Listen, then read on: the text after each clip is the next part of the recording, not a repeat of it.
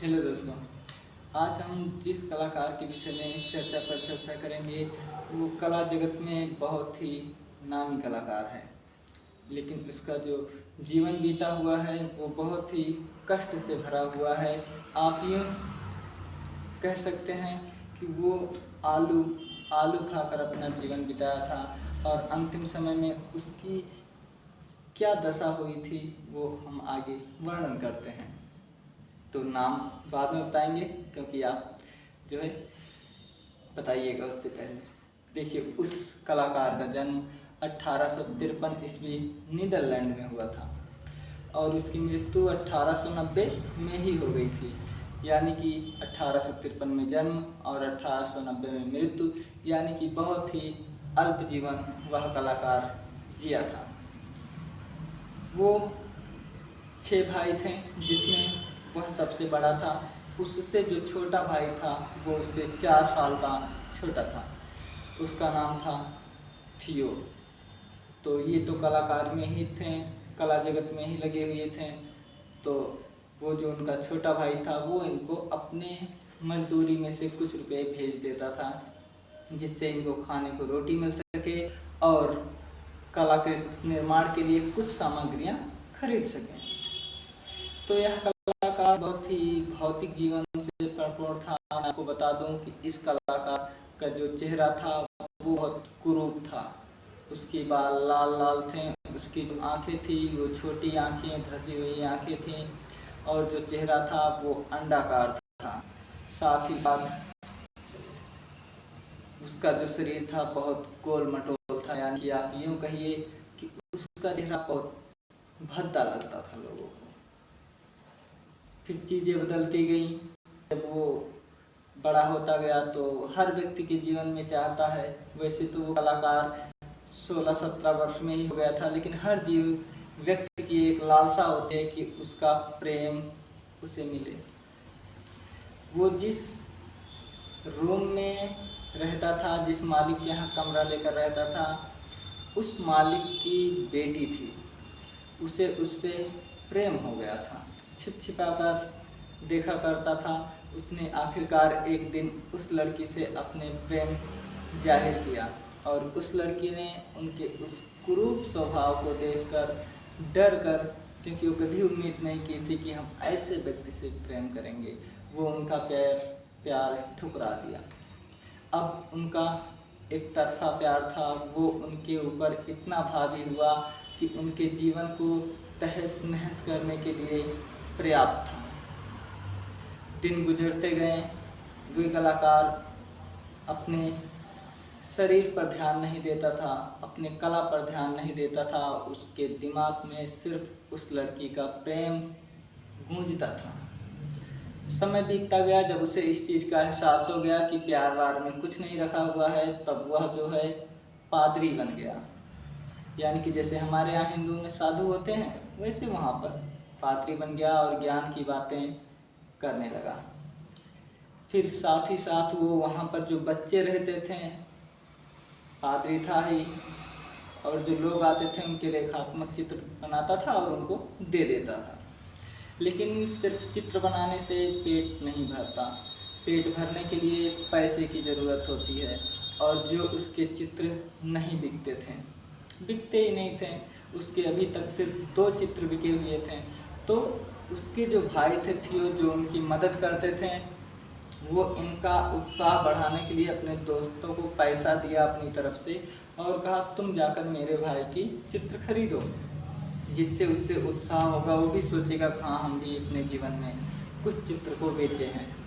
लेकिन उनके जो दोस्त हैं जब चित्र लेने गए तो उन्होंने उस चित्र के बारे में अपने चित्र के बारे में विशेषता बता रहे थे, जबकि उनके दोस्त को उतना समय नहीं सुनने को था। फिर वह कलाकार को एहसास हो गया कि ये सिर्फ मेरी कलाकृति खरीदने आया है, मेरी कला से इसे दूर दूर तक कोई मतलब नहीं, तो उसने बेचने से मना कर दिया। फिर वो जो व्यक्ति थे उनके थियोडोर के जो है भाई दोस्त थे, तो उन्होंने बताया कि तुम्हारा भाई ने पेंटिंग देने से मना कर दिया। फिर उस प्यार में झुझलाया हुआ व्यक्ति, चित्रें बिक नहीं रही थी, ऊपर से उस स्त्री का प्रेम हावी हुआ था। वो पूरी तरह से अपना चित्रकारी भी छोड़ना मात्र करता था। फिर उसका जीवन इस तरह हो गया कि वो आलू, पटेटो है ना, सिर्फ खाने में वो आलू का प्रयोग करता था। उसके पास पैसे की इतनी तंगी आ गई। फिर समय गुजरता गया। एक वेश्या थी। उस वेश्या जो कि उसके पहले उसके 5 बच्चे थे, छठा बच्चा उसकी गोद में था। तो वो पादरी था ही, तो उसने उस वेश्या को लाकर अपने घर में रखा और उसका जो है सेवा किया। जो उसके दवा लगते थे, वो प्रेग्नेंट थी उस समय, तो उस दवा ववा सब कुछ वो अपने पैसे से किया। अब प्रश्न ये उठता है कि उसे पैसे कहाँ से मिले जब वो इतनी गरीबी में बीत रहा था। तो उसके भाई ने अपने जो पैसे थे 2 महीने की सैलरी उसने पूरा की पूरा अपने दोस्त को दे दिया था। फिर जब उसके दोस्त ने पेंटिंग, जब ये घटना घटित हुई, इसने अपना पेंटिंग नहीं दिया, तो उसके भाई ने स्वयं आकर रुपये दिए कि ये लो और थोड़ा जो है खाना वाना खा लिया करो। तो उस पैसे से उसने उस जो है महिला का इलाज कराया और फिर उस महिला जो कि पहले से 5 बच्चे की माँ थी, उससे वो शादी का प्रस्ताव रखा। महिला जान गई कि ये व्यक्ति हमारा जो सेवा कर रहा है, ये जो है हमें हासिल करना चाहता है, और फिर वो वहाँ से उसको बिना बताए चली गई। फिर उसका भी आघात हुआ उसके दिल पर। फिर वह कलाकार जो है उसके एक दूसरी दोस्त बनी जो वेश्या हो गई थी। फिर ये कुरूप थे। इसने पुनः उस लड़की को अपना प्यार बताया कि हम आपसे प्यार करते हैं। तो उसने कहा तुम में क्या है प्यार करने के लायक जो मैं तुमसे प्यार करूं। फिर उसने कहा कुछ तो मेरे अंदर तुम्हें अच्छा दिख रहा होगा। तो उसका चेहरा मैंने जैसे वर्णन कर चुका कि बहुत भद्दा था, कुरूप था। तो उसने कहा कि तुम्हारे चेहरे तो नहीं, लेकिन हमें तुम्हारे कान बहुत पसंद हैं। और यह कहकर वो उसके प्यार को मना करके चली गई। अब उस कलाकार से कोई स्त्री चर्चा की थी कि तुम्हारा कुछ तो पसंद आया। वो इतना बौखला गया कि चाकू उठाया और अपना कान काट कर उस वेश्या के द्वार पर रखकर चला आया। अब कान कटने के कारण कुछ ही देर बाद वो बेहोश हो गया। फिर जब बेहोश हो गया तो वहाँ के जो स्थानीय लोग थे उसको ले जाकर एक चिकित्सा में भर्ती कराए। फिर डॉक्टर उनकी दवा किए, इलाज किए, मुफ्त में वो किए। जब वो मुफ्त में किए, जब वो ठीक होते गए तो वो जो है चित्र बनाता था और डॉक्टर साहब को पता था कि ये चित्र बनाता है, तो वो चित्र उससे बनवाते थे, पूरी सामग्री देते थे और चित्र को अपने पास रखते थे। फिर समय गुजरता गया। जब वो ठीक हो गया, देखिए एक बार वो यहाँ आत्महत्या का जो है समझ लो केवल मृत्यु नहीं हुई, प्रयास किया।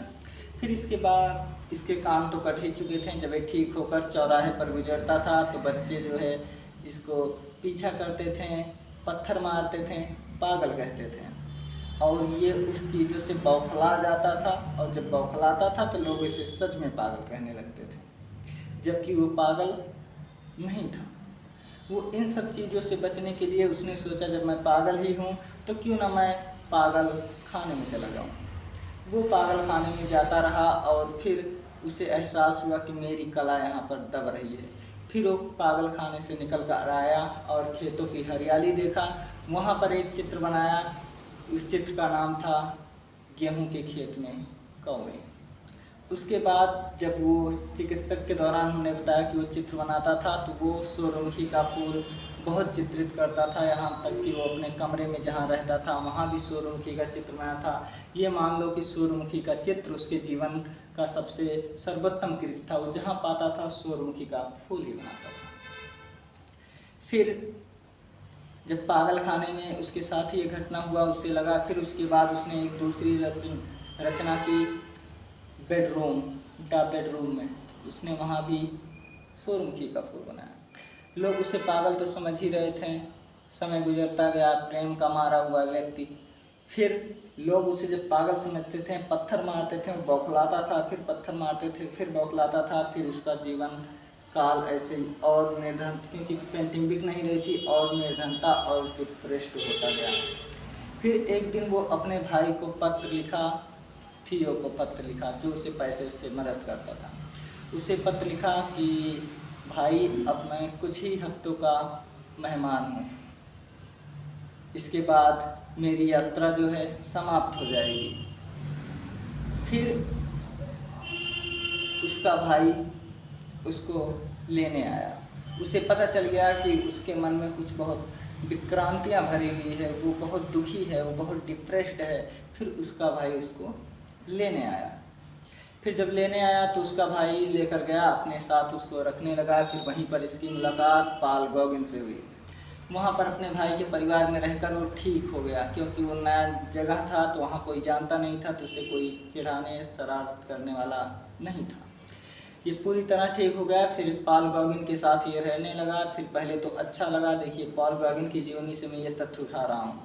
वहाँ से मिला है कि जो है अपने भाई के जब रहता था, पैसे वैसे की दिक्कत थी नहीं, तो उसके भाई ने गैस सिलेंडर, स्टोव ये सब लेकर दे दिया था कि तुम्हारा दोस्त आ रहा है, तुम अलग कमरे में रहना, क्योंकि मेरा परिवार है तो तुम ठीक से रह नहीं पाओगे।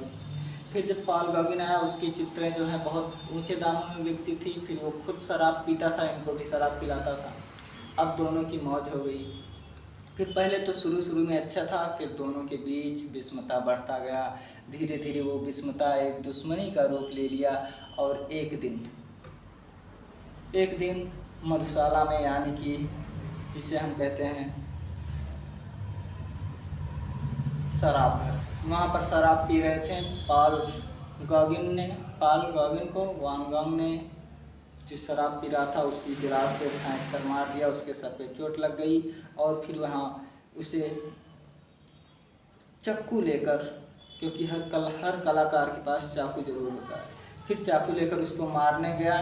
फिर वहाँ मारने गया और सड़क पर वो गिर पड़ा और शराब की लत में था ही, वो बेहोश हो गया। उसको उसके दोस्त ने उठाकर उसके रूम पर ले गया।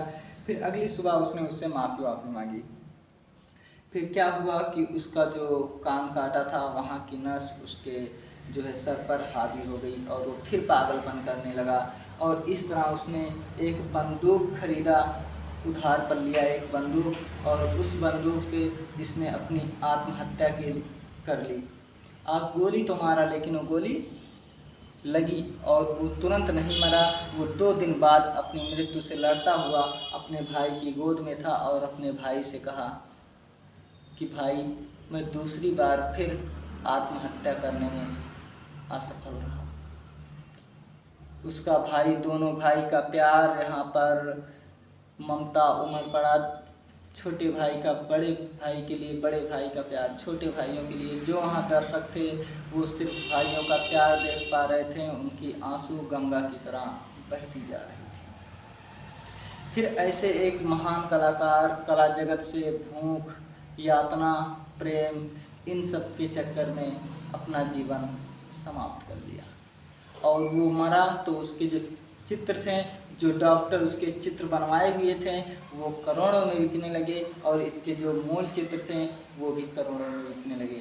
तो मैं ये कहना चाहता हूँ कि ऐसे चित्र का क्या फ़ायदा कि अगर उस कलाकार के जीवन काल में एक भी चित्र न बिका हो और मरने के बाद वो चित्र करोड़ों में बिका हो।